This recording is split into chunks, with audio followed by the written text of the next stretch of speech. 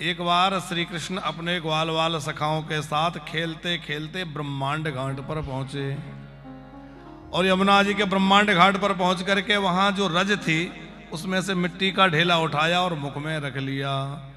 एकदा क्रीडमानास्ते रामाद्या गोपदारिका कृष्णो मृदं भक्षितवानेति मात्र निवेदयन्। सखाओं ने देख लिया, अरे लाला तेने मिट्टी खाई। दाऊ भैया ने कहा ठीक है तेरी शिकायत करेंगे। अच्छा कन्हैया ने मिट्टी क्यों खाई, बहुत ध्यान से सुनिएगा। क्योंकि वो मिट्टी सामान्य नहीं है, वो ब्रज की रज है और ब्रज की रज के लिए बड़े बड़े देवता भी लालायित रहते हैं। और भगवान के अंदर सारे ब्रह्मांड है, सारा ब्रह्मांड भगवान के अंदर है और ब्रह्मांड में रहने वाले सारे जीव ब्रजरज की कांक्षा करते हैं। तो भगवान ने सोचा कि मैं ब्रजरज को ग्रहण कर लूं तो मेरे अंदर रहने वाले अनंत कोटि ब्रह्मांड के जीवों को ब्रजरज का फल मिल जाएगा, इसलिए भगवान ने ब्रजरज को ग्रहण कर लिया। अथवा सोचा कि माखन खाकर मुख चिकना हो गया तो मिट्टी खा के उसको ठीक कर रहे हैं। अथवा एक बड़ी प्यारी लीला संतों से सुनी है अग्रवाल जी कि ठाकुर जी जब ब्रह्मांड घाट पर पहुंचे तो उन्होंने देखा कि वहां चरणों के चिन्ह बने हैं।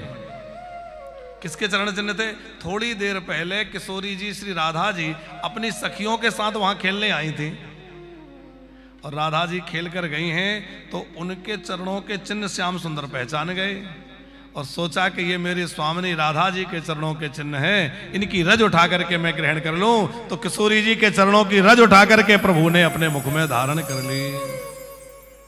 और दाऊ भैया ने आकर के यशोदा मैया से शिकायत करी, आज लाला ने मिट्टी खाई। यशोदा जी ने पूछी क्यों रे कन्हैया तेने मिट्टी खाई? अब कन्हैया के मुख में मिट्टी और क्या कह रहे हैं,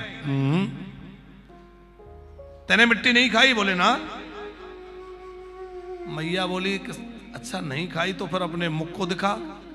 तो कन्हैया ने धीरे से मिट्टी को तो गटक लिया और मुख खोला तो मैया को क्या दिखा? सारा ब्रह्मांड मैया को लाला के मुख में दिखाई दे गया। बड़े बड़े नदी पर्वत पहाड़ सब कुछ। मैया घबरा गई, इतने से लाला के मुख में ये नदी पर्वत पहाड़ कहां से आए? आंखों को बार बार रगड़ने लगी, पर देखा तो कुछ नहीं दिखा। धीरे से कन्हैया बोले मैया मिट्टी दिखी? मैया बोली ना लाला मिट्टी तो ना दिखी, पर बड़े बड़े पर्वत पहाड़ जाने कहां कहां दिख रहे हैं। कन्हैया बोले मैया लगता है तेरी आंखें खराब हो गई। मैया बोली यही मुझे लगता है, तेरे मुख में ये सब कहां से आएगा? श्री कृष्ण ने थोड़ा सा मुस्कुरा दिया और मुस्कुराने से मैया सारी बात भूल गई, क्योंकि भगवान की माया में, भगवान की हंसी में माया है। मोहित हो गई मैया। श्री कृष्ण ने अपने मुख में सारा ब्रह्मांड क्यों दिखाया?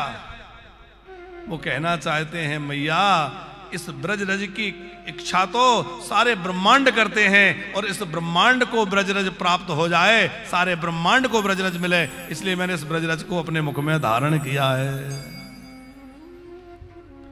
ठाकुर जी ने कहा अच्छा एक यहां प्रश्न खड़ा होता है अग्रवाल जी। श्री कृष्ण कह रहे हैं ना हम भक्षित वानंबा सर्वे मिथ्या विशंसना, मैंने मिट्टी नहीं खाई, ये सब झूठ बोल रहे हैं। और सच्चाई क्या है? मिट्टी खाई है। और भगवान सच्चिदानंद है तो क्या सच्चिदानंद होकर झूठ बोल रहे हैं कि मिट्टी खाई और कह रहे हैं नहीं खाई? तो ये झूठ हुई कि नहीं? पर झूठ नहीं है। कैसे? हम आपसे कहें कि अभी अभी आपने पानी पिया, आप कहेंगे नहीं पिया। हम कहेंगे आप कुछ गटक तो रहे थे, तो हमारा मुख गीला रहे, कंठ ना सूखे, इसके लिए मुंह में भगवान ने ऐसी व्यवस्था करी कि पानी आता रहता और उसको हम समय पर गटक लेते। तो अब वो पानी तो नहीं पिया, क्यों? बाहर से तो कुछ नहीं लिया, वो तो अंदर से ही लिया ना। तो अंदर से ही अंदर गटक लिया तो उसको बाहर से खाना पीना तो नहीं माना जाएगा कि माना जाएगा? कुछ खाया पिया तो नहीं है। इसी प्रकार श्री कृष्ण कहते हैं कि यदि मैं बाहर से कुछ लेकर खाऊं तो खाना माना जाए, खाया या पिया माना जाए, पर ये तो मेरे अंदर पहले से ही है और मैंने अंदर से ही सो अंदर ग्रहण किया है, बाहर से तो कुछ लिया ही नहीं। इसलिए श्री कृष्ण कह रहे हैं ना हम भक्षित वानंबा, मैंने कुछ बाहर से भक्षण नहीं किया। श्री कृष्ण की बड़ी मधुर लीला।